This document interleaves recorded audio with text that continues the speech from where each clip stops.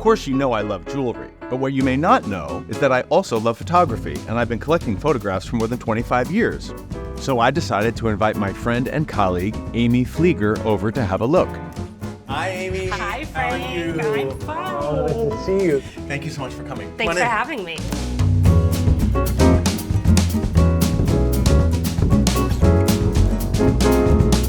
So, Aimee, thank you for coming. Over the years, I've asked you lots of advice and asked you lots of questions as I've collected photographs, and I'm thrilled to have you here today so I can actually show you the collection. I wanted to start here with my George Platt Lynes, which you know I've wanted for a long time, and I finally acquired one. It's brand new. Lynes made friends somehow with Kinsey, who is a professor at Indiana University, and he ran an institute where he was studying sexual behaviors in humans. Right. And somehow they became friends, and then when he died, he donated all of his photographs to the Amazing. Kinsey Institute. Wow. Well, it's only been here for a couple of weeks, and I'm really enjoying it. So let's go into the next room and I'll show you something else. This is Lillian Bassman. This is the only piece I've ever acquired from Sotheby's. I just had to have it mostly because of the jewelry.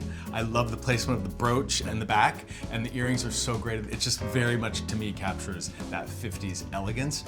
I don't know so much about Bassman. I know she sort of disappeared for a long time. Yeah, she did, but she never stopped being active in photography. It's just that people and taste sort of changed. Yeah. But she even continued on through her 70s and 80s, reinventing herself. What I love about this one in particular is it's an early print, so it has a really nice warmth to the paper. You don't often get that in a later print. No, I love that one so much. And then on this wall, we have two Melvin Sokolskys. These were both prints that came with retrospective books. Do those hold their value? Oh, absolutely. And especially for a fashion photographer like this, if you have the book, it stays in good condition. You have these prints framed up out of the light, they should absolutely hold their value. Well, let's go into the bedroom and I'll show you a couple of others. Great. Well, you know, they say you never forget your first, and this is my first. I love this photograph so much. This is Richard Avedon, of course, from the Made in France series. And of course, pictures Susie Parker, Avedon's muse. It's such a intimate, nice little composition, and in this size format, it really holds that space really well. Just sheer elegance. Yeah. It's small, but it's a jewel.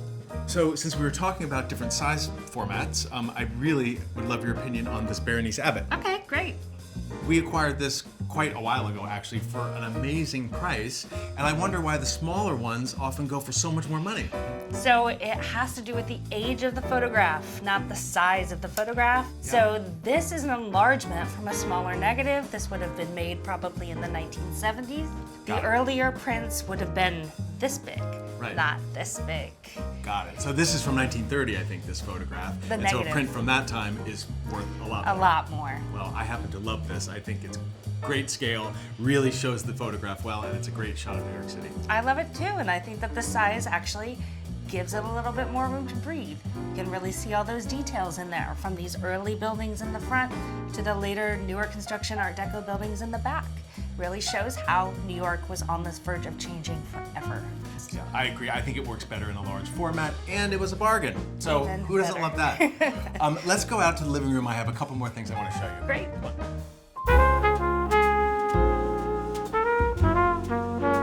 This is an Arthur Elgort photograph taken in the late 80s at La Coupole in Paris. And of course, the model is Christy Turlington Burns. I've had the pleasure of working with her at Sotheby's on a charity auction, so this one really means a lot to me. Man, it's so cinematic. I mean, there's so many different things that are happening there. It's this off-kilter sort of effect that makes it feel like just cinema verite almost. Yeah. And it also ties in so well to some of the other things in your collection. I mean, I'm seeing some themes here, right? Yeah, we do like fashion photography, and this does capture a little mid-century feel, even though it's the 80s. Absolutely. You can see the influence of Avedon for sure in this. I saved really my favorite for last. Oh, let's see that. Right over there, that little photograph. It's by a Finnish photographer. His name is Pentti Samalahti. I always get it wrong, but I try to You remember. did great. Thank you. And I just think it's a real jewel. For me, it evokes feelings of childhood. Seeing those 3 snowy trees with the dog is something that I remember looking out the window and seeing it. And I always tell people that's the thing I'm grabbing now, if we're running out the door. Are you familiar with him? I am, but I haven't really seen anything by him that's quite this intimate. This is why I love my job. Is hearing stories like this about why you love collecting what you do and what really means a lot to you. It's very special, and I think there's something about still photography that's that moment. It captures that moment that actually can only be experienced in a picture because it was so fleeting. And by one person. Exactly. I don't think anybody feels about that picture the way I do. So I love Definitely it. not. Thank you for coming over. Thanks for having me. And thanks for all of your help and advice in the past, and I may be asking you for a little more in the future. Happy Thank to you. help. Thanks, thank you.